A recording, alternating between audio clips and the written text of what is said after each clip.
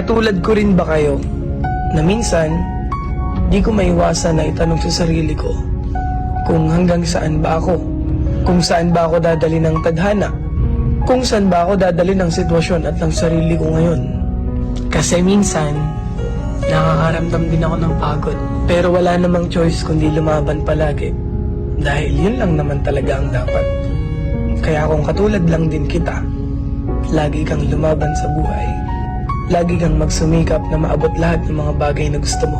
Di naman lahat ng gusto mong matupad ay isang pitik lang.